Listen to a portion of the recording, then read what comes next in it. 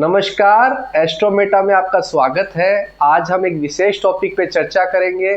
उसका नाम है कि कोई भी ऐसा प्लेनेट अपने उच्च के घर में बैठा है। जैसे सूर्य पहले घर में है तो उच्च का माना जाता है, मंगल 10वें घर में उच्च का माना जाता है, शुक्र 12वें घर में, बृहस्पति चौथे, शनि 7वें, चंद्रमा दूसरे। इन घरों में ये प्लेनेट उच्च के माने जाते हैं और बुध 6ठे घर में उच्च का माना जाता है। मगर इन्हीं घरों में कोई प्लेनेट नीच का हो, मान लीजिए 10वें घर में मंगल नीच का हो गया।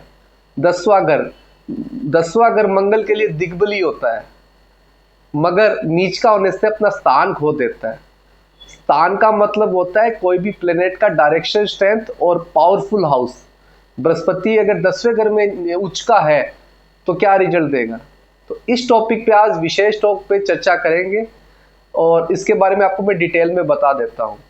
देखिए, सबसे पहले हमें दिग्बल और स्थानबल को समझना होगा। दिग्बल वो घर होते हैं उन प्लैनेट्स के हिसाब से जहाँ वो सबसे ज़्यादा स्ट्रॉन्ग होते हैं।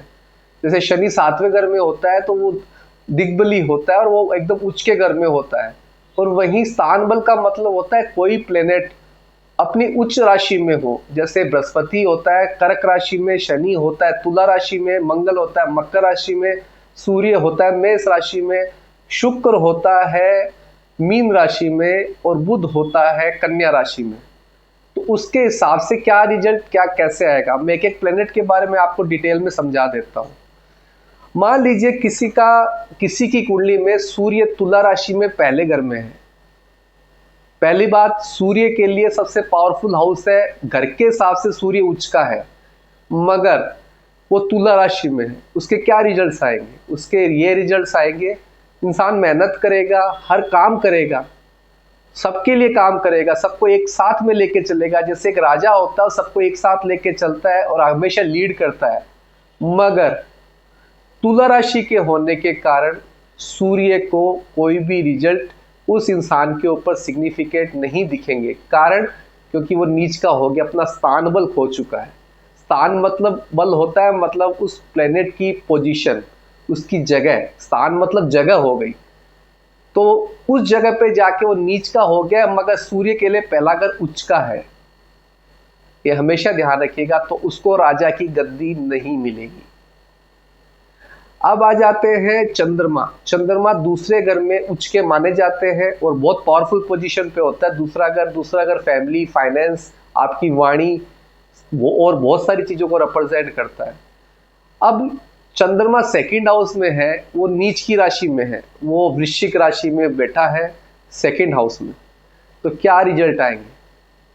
वो सब कुछ करेगा, आदमी सबकी सेवा करेगा, घर में जो भी आएगा उसको खाना खिलाएगा, बहुत चाव से खाना खिलाएगा, मगर उसका जो क्रेडिट मिलना चाहिए था लोगों से वो नहीं मिलेगा, क्योंकि यहाँ पे वो है तो दिग्बली पर स्थान खो चुका है। ऐसे ही अब आते हैं बृहस्पति पे। बृहस्पति चौथे घर में उच्च के माने जाते हैं और चौथे घर में वो दिग्बली भी होते हैं। मगर यहाँ बृहस्पति अगर मकर राशि में हो तो एक्चुअली चौथा घर होता है सोसाइटी का। आपकी चौथा घर कर्क राशि को मिला है कालपुरुष की कुंडली के हिसाब से, ये रॉयल राशि है। अब यहाँ पे वो समाज के लिए बहुत कुछ करेगा, अपनी फैमिली को एक तरफ करके रखेगा, अपनी मदर के लिए भी बहुत कुछ करेगा, मगर स्थान बल खोने के कारण उसको क्रेडिट नहीं मिलेगा, उसको कहीं से भी शाबाशी नहीं मिलेगी, यश नहीं मिलेगा।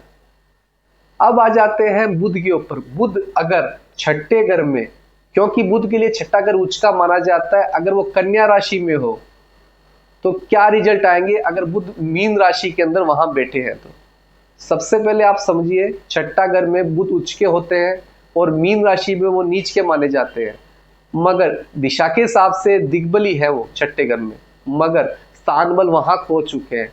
उनकी क्रिएटिविटी, उनकी कम्युनिकेशन सारे लोगों के लिए अच्छी होगी, पर वो दूसरों के लिए लड़ाई भी कर लेगा, फाइट भी कर लेगा, उनको जिता भी देगा, पर उनको उनका क्रेडिट नहीं मिलेगा। वहां ये होगा कि जितना उनका किया हुआ है उनको उसका फायदा नहीं मिलके उनको उस चीजों को लेके हमेशा प्रॉब्लम्स लगी रहेगी।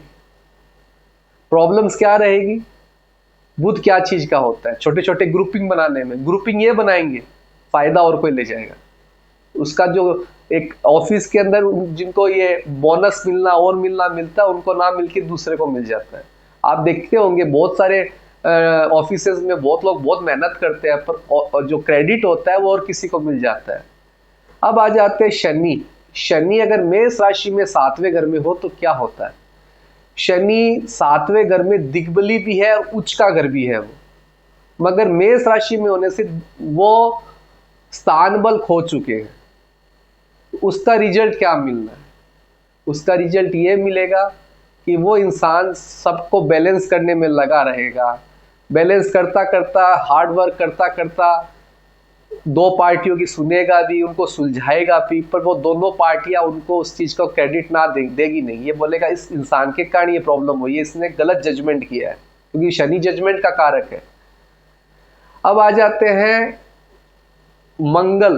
कर्क राशि में 10वें घर में हो तो क्या होता है?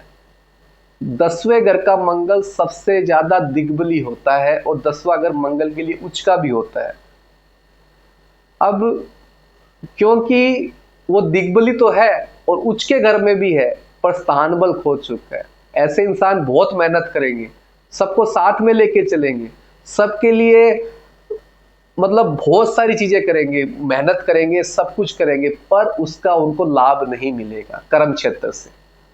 ये होता है स्थान बल खराब हो जाता है जब मंगल का 10वें घर में जब होता है। अब आ जाते हैं शुक्र 12वें घर में, अगर कन्या राशि में हो तो क्या होता है? देखिए क्या होता है, शुक्र एक ऐसा प्लेनेट है जो विवाह, luxury life, enjoy, entertainment, acting को रिप्रेजेंट करता है। ऐसे लोग बहुत मेहनत करते हैं अपने ऊपर, अपने लाइफ को उभारने में, सबको साथ में लेने में, सबको खुश रखने में हमेशा इनका मन रहता है और ज्यादा इनको मोह माया नहीं रहती 12वें घर में। मगर ये क्योंकि ये कन्या राशि में उच्च के हुए, कन्या राशि में नीच के हुए हैं 12वें घर में, तो क्या होगा कि जितना भी ये करेंगे उसके कारण उनकी लाइफ में कोई खुशियां नहीं मिलेगी। वो करेंगे तो सबके लिए, सबका लाभ देखने में लगे रहेंगे, सबको हेल्प करने में लगे रहेंगे, पर क्योंकि वो नीच के स्थान बल खो चुके हैं, उसके कारण उनकी लाइफ में बहुत सारी प्रॉब्लम्स देखने को मिलेगी। वो कभी खुश नहीं रह पाएंगे, कोई भी चीज को भोग नहीं पाएंगे, क्योंकि शुक्र भोगने का कारक है, वो भोग ही नहीं पाएंगे।